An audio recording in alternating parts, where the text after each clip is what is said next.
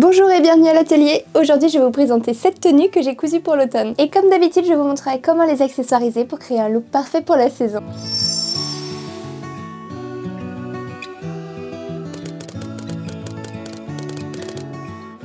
Voici ma première tenue inspirée par une sortie cueillette dans les bois. J'ai associé 2 pièces que j'ai cousues moi-même, le sweat Elizabeth de Charms Pattern réalisé dans un lainage bouclette des coupons de Saint-Pierre et le pantalon Adeline de Vicky Sauce taillé dans un tissu tailleur.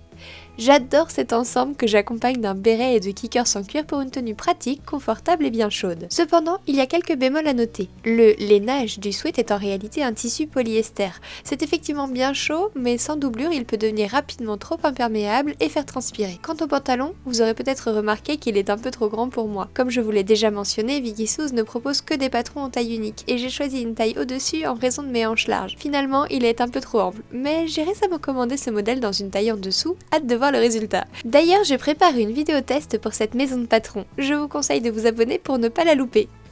Si vous me suivez depuis quelques temps, vous savez que j'ai une affection particulière pour le style western vintage, qui inspire souvent mes créations.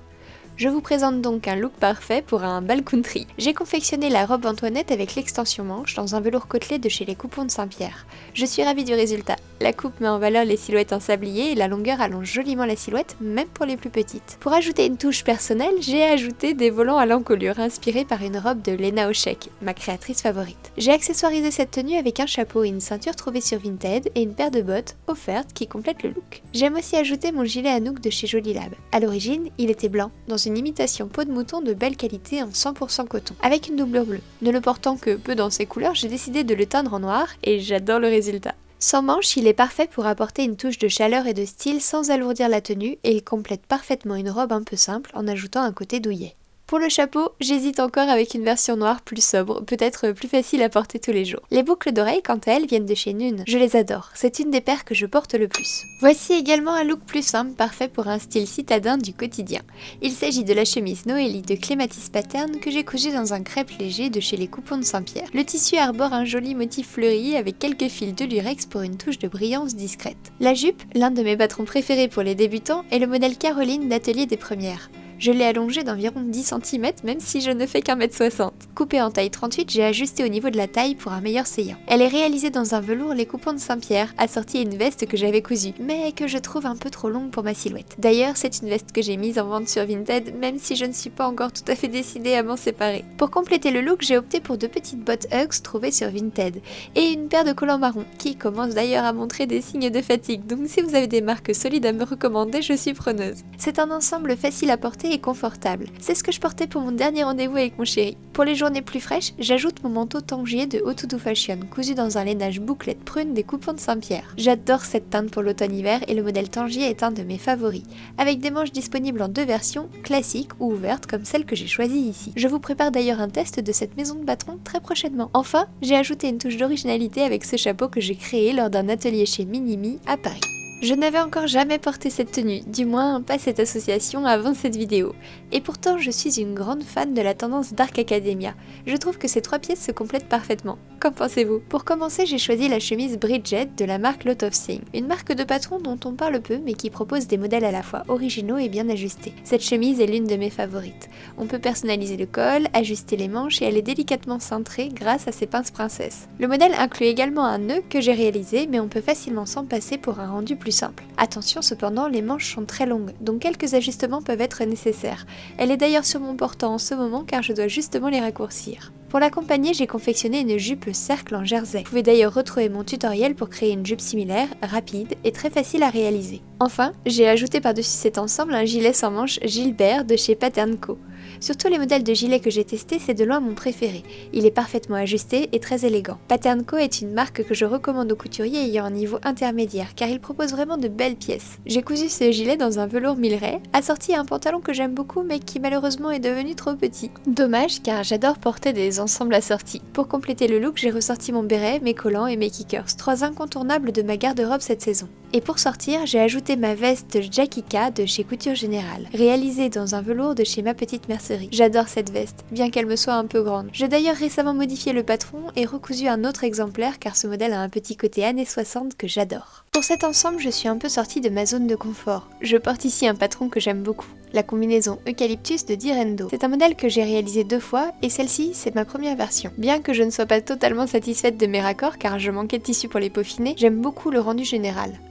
J'ai coupé cette combinaison en taille 36 pour le haut et 38 pour le bas, en retirant les manches et en fermant l'ouverture du dos pour en faire une pièce plus adaptée à la saison. En la voyant portée, je me demande si je ne devrais pas réduire la taille pour le bas, car je trouve le volume un peu trop généreux. Cela me dérangeait moins pourtant dans ma version estivale réalisée en coton, mais elle est peut-être un peu plus courte. En dessous, je porte la Promiscuity Blues de Lena Oshek, que j'ai dénichée sur Vinted. Elle était légèrement tachée, mais je l'ai eue pour une bouchée de pain et j'ai décidé de la teindre.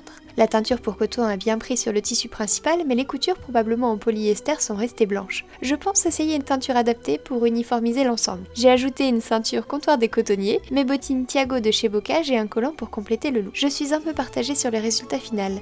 Les volumes me paraissent peut-être un peu larges, mais j'apprécie malgré tout l'ambiance que cette tenue dégage. C'est un ensemble que je verrais parfaitement pour flâner devant les galeries d'art à Paris. Bon, si on oublie les chaussures, j'aime beaucoup cette tenue. Je crois que vous avez certainement vu passer plusieurs fois cette robe que j'adore. Il s'agit de Gisèle de Méthode Mathilde, cousue dans un jersey fleuri finement côtelé de Made in Tissu. Je porte cette robe au moins 2 jours par semaine. Heureusement, j'en ai cousu une deuxième dans le même tissu mais en vert, car sinon je finirais par bien trop vite l'user. Je prévois d'ailleurs d'en refaire dans d'autres coloris car c'est vraiment ma robe confortable, pratique et tout de même un peu élégant. Je la porte pour travailler à la maison, mais également pour sortir, pour aller en repas de famille ou au cinéma. Elle réunit tout ce que je préfère, une longue silhouette, un col carré très saillant, des manches longues pour quand il fait froid et l'élasticité du jersey qui la rend vraiment agréable à porter. Le seul point négatif est que je ne sais jamais quoi mettre comme chaussure avec. Je rêve donc de trouver une paire de Santiago beige sur Vinted. Avec, j'ai cousu le gilet Ayora. C'est la première fois que je vous le présente. J'aimerais le photographier prochainement pour le publier sur mon compte Instagram, mais il faut que je trouve une idée de thème. Ce modèle, je voulais le coudre depuis longtemps, c'est une création de Pauline Alice Pattern, mais il fallait trouver le bon tissu pour ne pas le rendre trop mémérisant. Je trouve que ce velours matelassé avec des motifs en losange des coupons de Saint-Pierre correspond parfaitement. Je n'ai pas eu besoin de doubler le gilet car le tissu est déjà doublé lui-même avec la couche de molleton à l'intérieur. Il est du coup très confortable, parfait pour la saison à rajouter au-dessus d'une robe ou sur un jean. Avec cette tenue, je porte un chapeau en cuir que j'ai trouvé sur Vinted qui était destiné à 6 mois à la base, mais je l'ai adopté. J'avoue qu'avec les baskets ce n'est pas la meilleure des associations, mais je garde cette idée en tête avec de futures bottes. Voici le look du dimanche, dirons-nous, et à lui aussi, il manquerait une paire de bottines claires. J'ai récemment abîmé mes bottes Neosense sur des cailloux de la convention Steampunk à laquelle nous avons participé au Luxembourg. Il va falloir que je les emmène chez un cordonnier prochainement. Autrement, je porte la robe kaolin de Caledonia Dreaming que j'ai cousue dans un lin lavé Drissenstoffen. J'ai pris beaucoup de plaisir à coudre ce modèle tout à fait champêtre et elle est tout aussi agréable à porter. Les matières naturelles apportent vraiment une sensation plus agréable sur la peau.